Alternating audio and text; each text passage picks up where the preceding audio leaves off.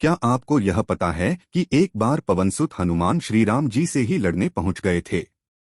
हो सकता है यह पढ़कर आपको हैरानी हो, लेकिन यह सत्य है और इस घटना का जिक्र श्री राम कथा में भी सुनने और पढ़ने को मिलता है।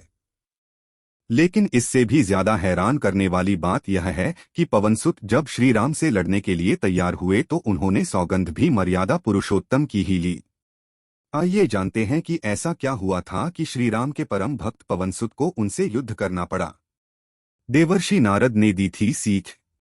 कथा मिलती है कि एक बार सुमेरु पर्वत पर सभी संतों की सभा का आयोजन हुआ। कैवर्त देश के राज सुकंत भी उसी सभा में सभी संतों का आशीर्वाद लेने जा रहे थे। रास्ते में उन्हें देवर्षि नारद मिले। राजा सुकंत ने उन्हें प्रणाम किया। इस पर श्री नारद जी ने उन्हें आशीर्वाद देकर यात्रा का प्रयोजन पूछा। राजा सुकंत ने उन्हें संत सभा के आयोजन की बात बताई। इस पर नारद मुनि ने कहा, अच्छा है, संतों की सभा में जरूर जाना चाहिए। ऐसा कहकर सुकंत को जाने का आदेश दिया। हैरानी में पड़ जाएंगे रावण के जीवन से जुड़े इन रहस्यों को जानकर। ऋषि विश्वामित्र का अपमान। सुकंत जैसे ही सभा में जाने के लिए प्रस्थान करने लगे तैसे ही नारद जी ने उन्हें आवाज दी। इसके बाद कहा कि जिस सभा में जा रहे हो उसमें सभी को प्रणाम करना, लेकिन ऋषि विश्वामित्र का अभिवादन बिल्कुल भी मत करना। इस पर सुकंत ने पूछा कि यह तो उचित नहीं है। तब श्री नारद जी ने कहा कि तुम भी राजा हो, वह भी पहले राजा ही थे, अब संत हो गए हैं, मत करना प्रणाम। राजा सुकंत ने किया भी ठीक वैसा ही। श्री राम ने ली सुकंत को मारने की सौगंध। सभा के समाप्त होते ही विश्वामित्र जी श्री राम से मिलने पहुंचे। वहां पहुंचकर उन्होंने बताया कि उनका अपमान हुआ है। वह इसे भूल भी जाते, लेकिन यह तो संत परंपरा का अपमान है। राम जी ने पूछा, गुरु जी क्या हुआ? तब विश्वामित्र जी ने कहा कि मेरा अपमान हुआ है। राम जी ने पूछा, किसने किया है? तब विश्वामित्र जी ने पूछा कि जानकर करोगे भी क्या? इस पर श्री राम जी ने कहा कि गुरु जी, आपके चरणों की सौगंध लेकर प्रतिज्ञा करता हूं, जो सिर आपके चरणों में नहीं झुका है उसे काट दिया जाएगा। कल सुबह मैं उसका वध करूंगा। सुकंत पहुंचे देवर्षि नारद की शरण में। श्री राम की इस सौगंध का जैसे ही राजा सुकंत को पता चला, वह नारद मुनि को ढूंढने लगे। काफी देर तक वह परेशान रहे, लेकिन नारद मुनि उन्हें मिल ही नहीं रहे थे। व्याकुल होकर जब वह रोने लगे तब नारद जी प्रकट हुए। सुकंत ने हाथ जोड़कर उन्हें सारी बात कह सुनाई, साथ ही प्राण दान की विनती की। इस पर नारद जी ने उन्हें माता अंजनी की शरण में जाने की सलाह दी।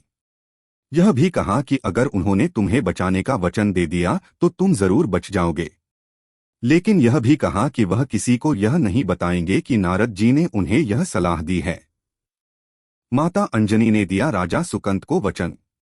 राजा सुकंत के रोने की आवाज सुनकर माता अंजनी बाहर पहुंची।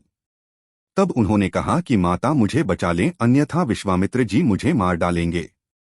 इस पर माता अंजनी ने सुकंत को उसके प्राण बचाने का वचन दिया। उन्होंने कहा कि तुम शरण में हो, तुम्हें कोई नहीं मार सकता।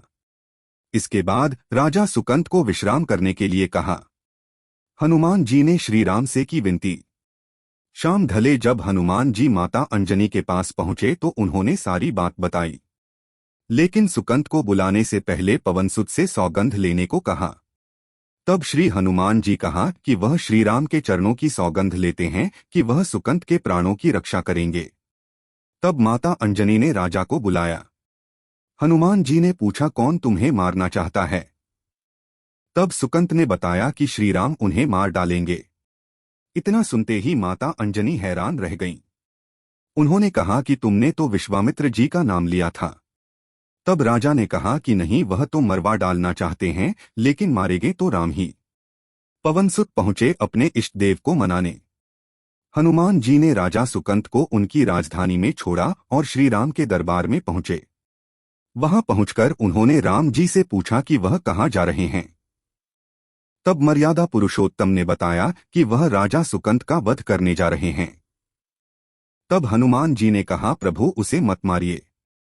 राम जी ने कहा कि वह तो अपने गुरु की सौगंध ले चुके हैं, अब पीछे नहीं हट सकते। हनुमान जी ने कहा, प्रभु मैंने उसके प्राणों की रक्षा के लिए अपने इष्टदेव यानी कि आपकी सौगंध ली है। तब राम जी कहते हैं कि ठीक है, तुम अपना वचन निभाओ, मैं तो उसे मारूंगा। कलयुग का यह रहस्य बताया शनि देव ने, जानेंगे तो हैरान रह जाएंगे। राम जी पहुंचे राजा सुकंत को मारने।